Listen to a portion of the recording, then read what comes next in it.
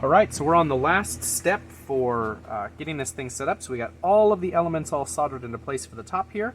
And so the last thing that we just need to do is solder all of the LEDs. And so for these we actually want to flip the whole thing upside down. And we're going to insert all of our 15 green LEDs. And then there's technically, it's supposed to be a yellow LED for this bottom indicator light. But my yellow LED did not actually come in time, so we're just going to use another green LED. And so this one will be a little bit atypical.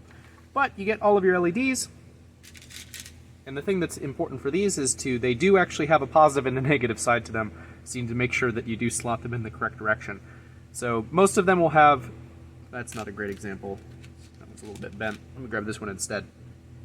So the LEDs will tend to have a long lead and a short lead, and again, I can never remember which one's called the anode and which one's called the cathode, but it is the case that the long lead is the one that you want on your high voltage, and your short lead is the one that you want on your low voltage.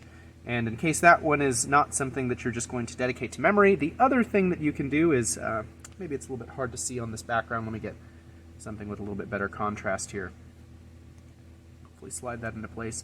So hopefully you can see kind of on the short side, there's actually a little bit of a flat spot on the LED. So this ring that goes around kind of has a little cutout on the side. And that's on the short LED side, so on the low side of the LED. And that actually lines up nicely that the silk screen kind of has that same outline on it. And so what you want to do is insert it such a way that the flat spot of the LED lines up with the flat spot on the silk screen right here.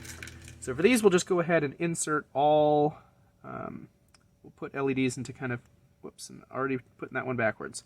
We'll put LEDs into kind of all 15 of these, and since I'm right-handed, I'll go from left to right here because it'll be a little bit easier to insert them.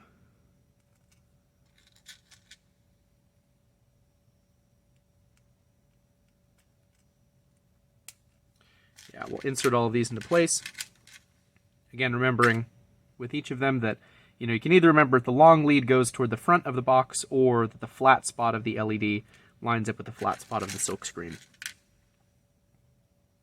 Whichever way you want to remember it.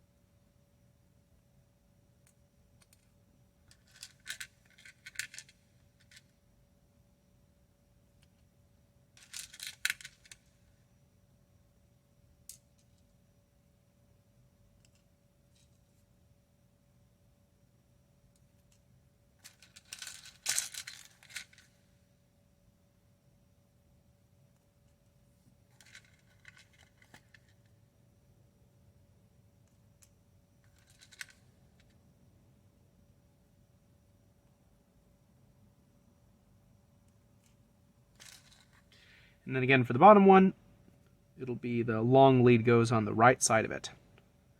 Should all get into place. Now each of these are, if I kind of tap the lead on the other side, they're all pretty loose in there, and so it's going to be a little bit challenging to kind of solder this into place. And so for this one, we'll actually go ahead and grab the top part of our enclosure and go ahead and just slide that on top. And we're actually going to use this to hold the LEDs in place when we solder them.